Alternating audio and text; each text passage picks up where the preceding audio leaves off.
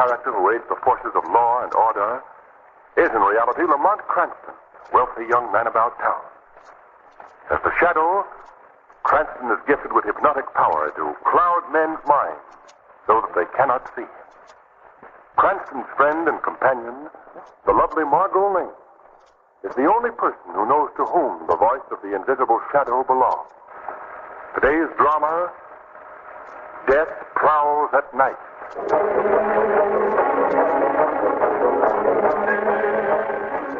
High on the snow-covered Adirondack Mountain, in a tiny trapper's cabin, two men lie sleeping, quietly sleeping. Suddenly, the mournful howling of frightened dogs shatters the stillness of the night. One of the men, alarmed, rises quickly from his bunk and calls out to his partner. Pierre. Pierre. What? Wake up, Pierre. What is it? The dog. Something is frightening the dog. What can it be? I don't know. I'm going out to see. Do you wish to take my gun? No, I won't need it. All right. I shall put on my boots. What is wrong with your dog? I will come out and join you in a moment. Why are you hurrying? Can you see anything, Philip? No, that does not seem to be. Philip! Philip, what is wrong? I'm coming, Philip.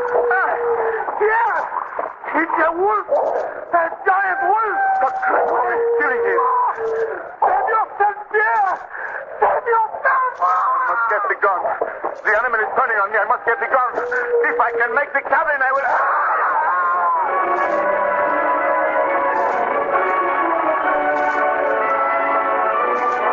John, I wish we'd stayed in the village tonight. You mean on account of the snow? No, it's just that I don't like riding through these woods like this. Why, we've done it hundreds of times, Anna. I know, but it's different now. Oh, now you've been listening to that wolf story, haven't you? Yes, I have. Well, now that's a lot of nonsense. No, it isn't, John.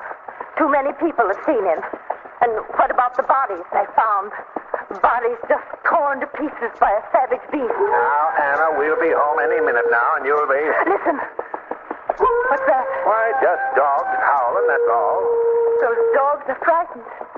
I can tell by the sound. Now, Anna, stop imagining things. You get there, boy. That howling is coming from somewhere behind us. All I can see is dark woods. John! Anna, what is it? The wolf.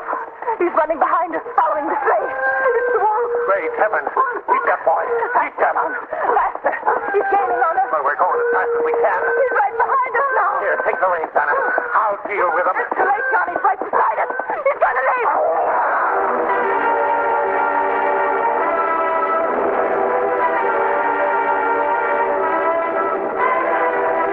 Margot, look at that moon. Yes. Oh, it's so bright, Lamont, we could almost go skiing again tonight after dinner. We could at that. How about it, Joe? You've been a guide around here for a long time. Do people ever do any moonlight skiing? Well, they have in the past, Mr. Cranston, but, well, I wouldn't advise it tonight. Well, why not, Joe? Well, it wouldn't be safe. Oh, you mean this wolf scare that's going around? Yeah. Joe, I'm surprised at you. I've never heard of a man who's lived in the woods all his life being frightened by any animal. I'm not frightened by any animal. Just a moment. What do you mean, Joe? This beast is not an animal. You mean a human is responsible for all these killings? A human mind is. A human mind in the body of a savage wolf. I don't understand, Joe.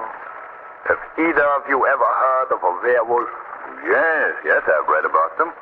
Werewolf is a man who possesses the power to transform himself into a savage beast. That's right. I believe that the legends about them have all come from Central Europe.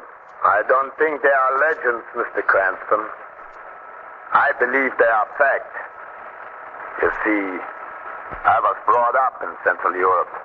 Oh, now, Joe, you're not asking us to believe that we have a werewolf here in the Adirondacks. Well, you can believe what you wish, but I know what has been going on.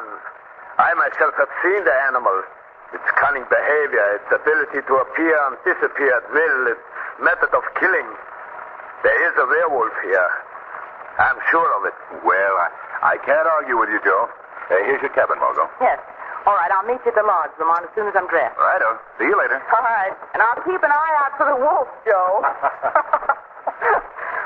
Hello, Joey. Good evening, Miss Lane. Oh, you surprised me, Marie. Sorry, Mademoiselle. Would you draw a tub for me, please? Oui, Mademoiselle, I have already done so. Oh, good. I trust that you enjoyed your skiing today. Oh, it was wonderful. Will you be wearing this blue dress, Mademoiselle? Yes, that'll be all right.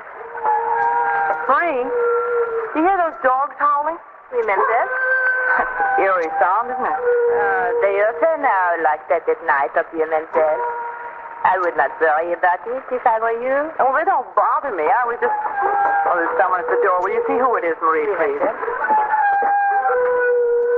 evening. Oh, good evening, Doctor. Who is it, Marie? It is Dr. Randall, Mademoiselle. He often comes here to the lodge.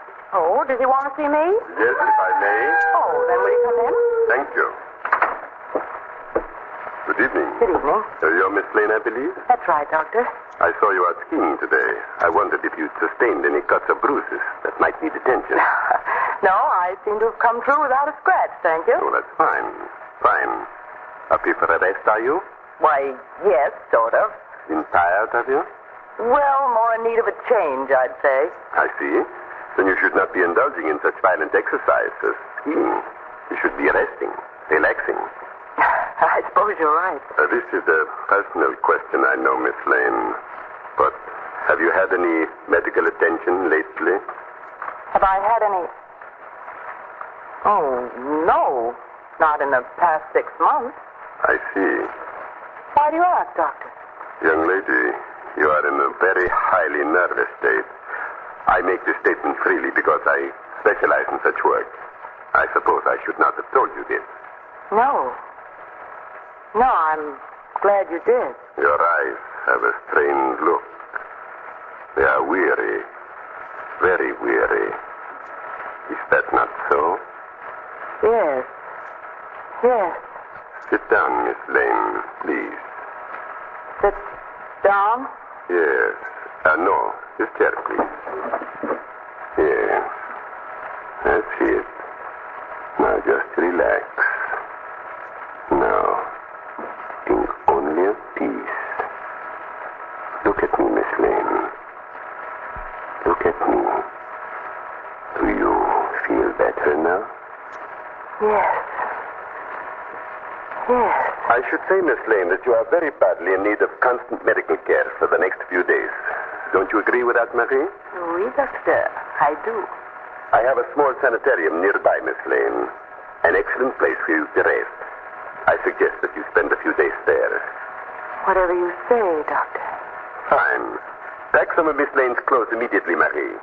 We are leaving for the sanitarium at once.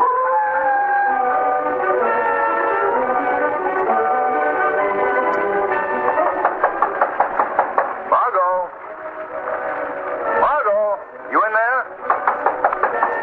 Margot! That's John. You better go in and see. Margot! Margot! Well, she's not here. Has Miss Lane been here at the lodge? No, sir. Are you sure? I'm positive, sir. I haven't seen her since this morning.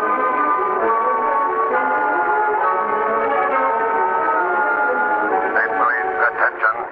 State police, attention.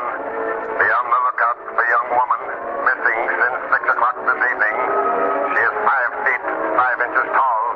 Weight 118.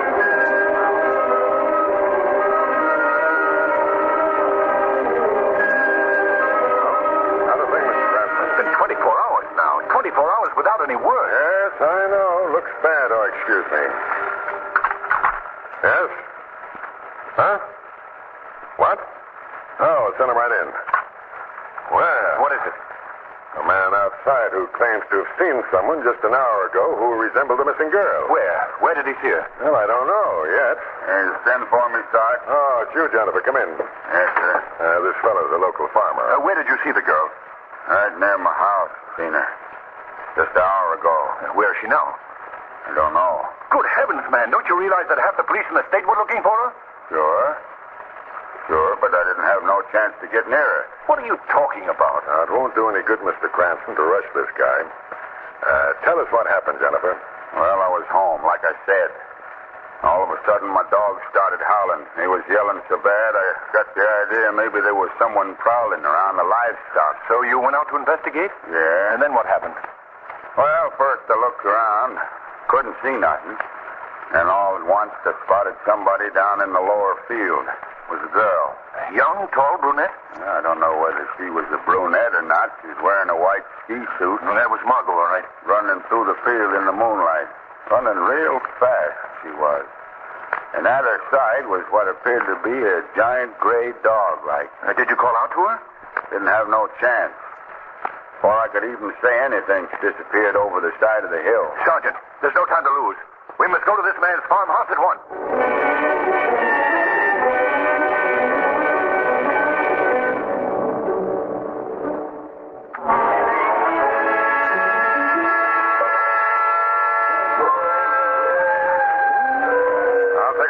The other side of the hill, Mr. Cranston. We can all meet back here at the farm. All right, Sergeant. All right, come along, men. Come on over this way here, boys. Mr. Jennifer. Yeah? When you first saw the girl, which direction was she coming from? Back yonder. Are there any other farms back there? Not for a good many miles. Oh, I see. Back outside of Dr. Van Dane's sanitarium, there ain't another place in that direction. Dr. Van Dane's sanitarium? Huh? Where's that? About a mile up the road. In the same direction? Yeah. Who is Dr. Van Dane? You must have seen him around the lodge. He's up there quite a bit. Oh, I see. That's very interesting. Could you lead me to the sanitarium of his? Sure. When would you want to go? Right now, Mr. Jennifer. Right now. Now, there's the sanitarium right ahead, Mr. Cranston. Thank you. If you don't mind, I won't go no further with you. The doctor don't like visitors much. All right, Jennifer. I'm grateful to you for your help. That's all right. Goodbye for now. Goodbye. Oh, Miss Cranston. Yes? Be careful. Yes. Excellent advice, Mr. Jennifer. Excellent advice.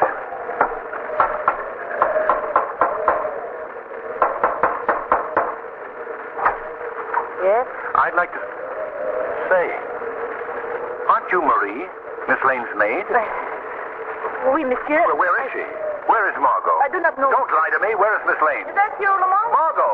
Let me in. Please, Mr. Margot! Let us out. Margot, where are you? Right in here, Lamont. Oh, darling. Darling, you're all right. You're all right. Of course I am. Why are you so upset? Why am I upset? With half the countryside searching for you, not knowing if you're alive or dead? You had searching parties out for me? But of course. That was silly of you. Silly of me. Yes. Margot, don't you understand? I was alarmed about you, why you had disappeared and where. Tell me, what are you doing in this place? I've come here for a rest. That's all. A rest? Yes. Yes, is there anything wrong in that? Well, no, Well, then but... stop behaving like a schoolboy. Margot. Leave me alone, will you? Margot, just tell me this. Why did you leave the lodge as you did without telling me where you were going? I didn't think it's necessary to tell you. Well, how did you meet Dr. Van Dane?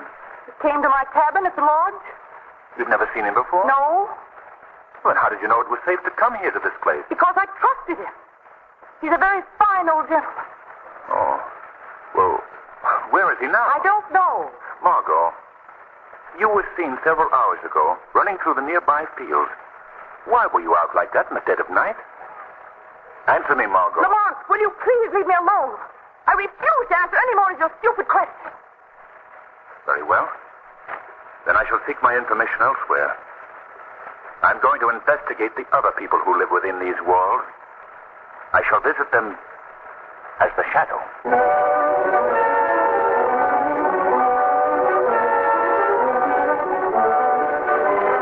Only I could get to sleep.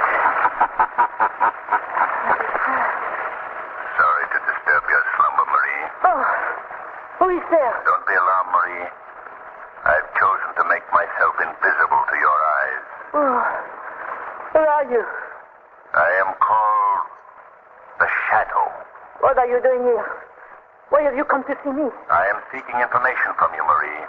Information about Dr. Van Dyne. What about him? Where is he now, do you know? No. He has gone out. At this time of night? Where did he go? I do not know. Don't you think it odd that he should choose this hour to be out in this mountain wilderness? I do not question the doctor's habits. You came here last night with Miss Lane, did you not? Oui, monsieur. Why? Why was she brought here? How did he persuade her to come? He did not persuade her. She came of her own free will. You've known Dr. Van Dane before, haven't you? Answer my question. Oui, monsieur. For how long? How long have you known him? What difference does that make? It makes a great deal of difference. I suspect very strongly, Marie, that you aided him in bringing Miss Lane here. She came here willingly, I tell you. She needed a rest. Are you trying to make me believe that she chose to come to a sanitarium where she is the only patient? I've just determined that fact by searching the building. I know nothing about that. But you do know something about Dr. Van Dane. More than you're willing to tell me. No. Well, I shall continue to question you until you do. No, leave me alone. Where did he come from? What is his background, his place of birth? He was born in Europe. That is all I know. In Central Europe? Oui, I believe so. That's most revealing. Does Dr. Van Dane often indulge in nocturnal prowling? I do not know. You do know, but you're afraid to tell me. Oh, please, monsieur. Do not ask me any more questions. How does Dr. Van Dane feel about dogs? Does he have any around the house? No, he hates dogs. Then how do you account for the fact that Miss Lane was seen several hours ago running through the fields with what appeared to be a giant beast? I do not know what you're talking Yes, about. you do. You also realize the significance of the appearance of Miss Lane with that huge dog-like animal, don't you? No. Suspect just as I suspect. What this means. But the thought is too horrible for you to voice, isn't it? Stop torturing me. You're being very foolish, Marie. By your very silence, you're bringing about your doom. What do you mean, monsieur? Don't you see what is happening? Your place is being taken. Already you've been supplanted by Miss Lane. No, monsieur. When Dr. Van Dane has no further use for you, you know what that can mean, don't you? Yes. Then you must do something about it. You must act quickly. What is that to do? I am getting that young woman out of here at once. Meantime, you can call the police. If you tell them everything you know about Dr. Van Dane, there is still a chance for your salvation. What? That is my only chance? Your only chance. But you must do this. At once.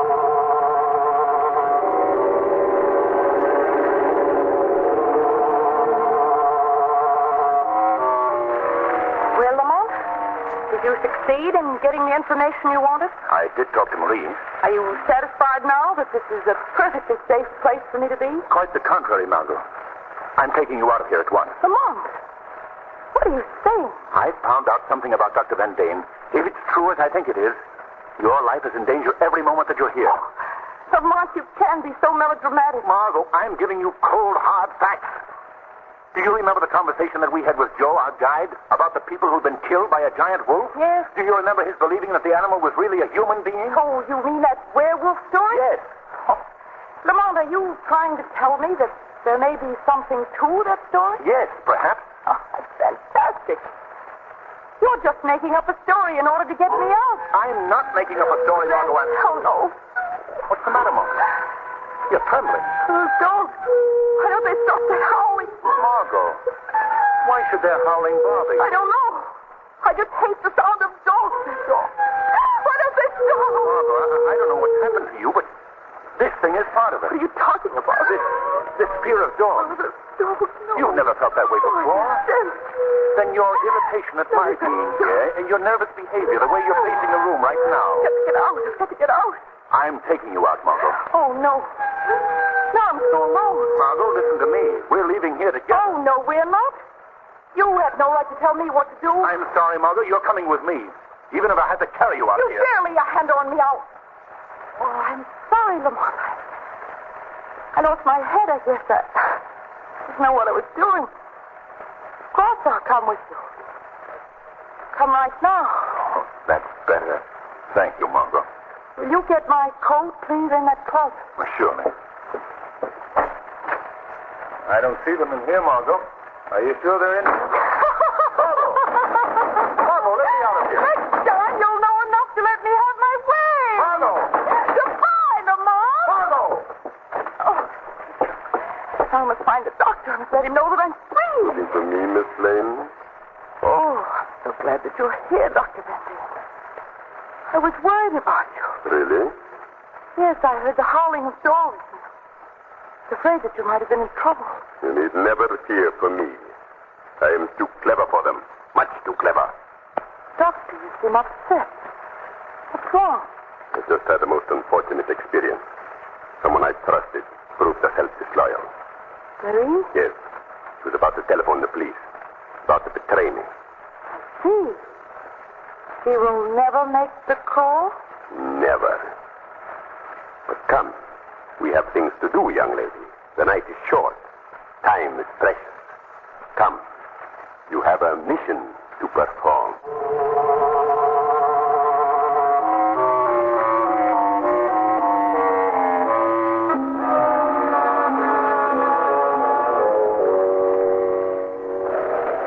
Tell me, did you enjoy the sense of freedom that you found earlier this evening? Running through the open field? Oh, yes. Yes, I did. I am pleased. You are progressing rapidly. I shall always follow your instructions. Excellent. You are most obedient. Come now. We are setting forth on our first great adventure. The supreme adventure. Before the night is over, you shall have learned to kill. I am ready. Very well. Come with me. Who is that? One moment, Dr. Van Deen. The shadow. Who spoke? I see no one. The young lady knows who I am, Doctor. Yes.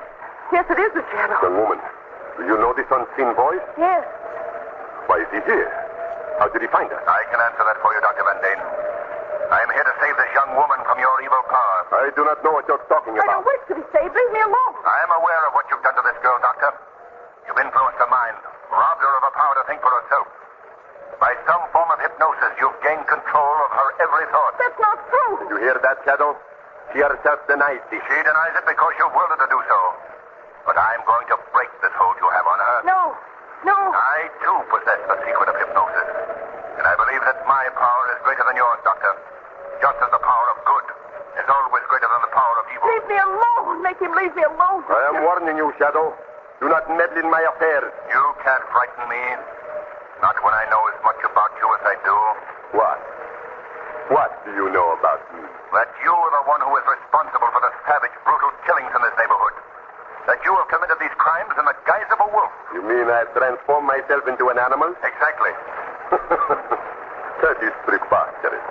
You are going back to medieval superstition, to the legend of the werewolf. It's possible you might possess that power, Doctor. How dare you say such a thing? Margot, listen to me. No. No. I am using all the power that I possess to reach into your mind. Oh, Feel it. please. Feel that power. No. Let my thoughts link with yours. Let them join together and drive out all evil. Remain firm, young lady. Do not listen to his lies. I'm trying, Doctor. I'm trying. Concentrate on one thing and one thing only, Margot. The thought that I'm sending to you. Grasp it.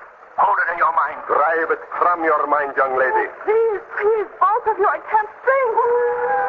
It will come true, Margot. The thought will come true. Dogs. Where are those dogs? They are looking for you, Doctor. Those dogs? They belong to the police. Huh? That frightens you, doesn't it?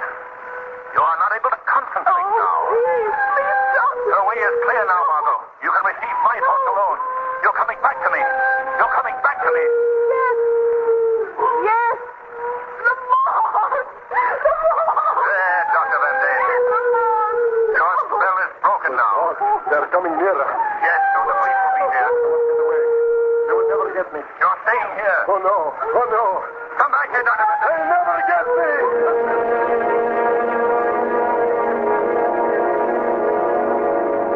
You say I was in his power, Lamont, for all that time? Yes, Margot. Then we must find him. We must. What was that? I don't know. That sound came from the trees here. Come on, Margot. Oh, is that you, Kelly? No, it's me, Officer Lamont Cranston. Oh, Mr. Cranston. Hey, you found the girl. Yes. Good work. What were those shots? What were you firing at? This big fellow here. Lamont, it's a wolf. A huge gray wolf. Yes. Is he dead, officer? Yes, sir. Plenty dead. Well, I guess that's the end of the wolf that's been killing people around here. Yes. The end of the wolf. And it may also be the end of Dr. Van Deen.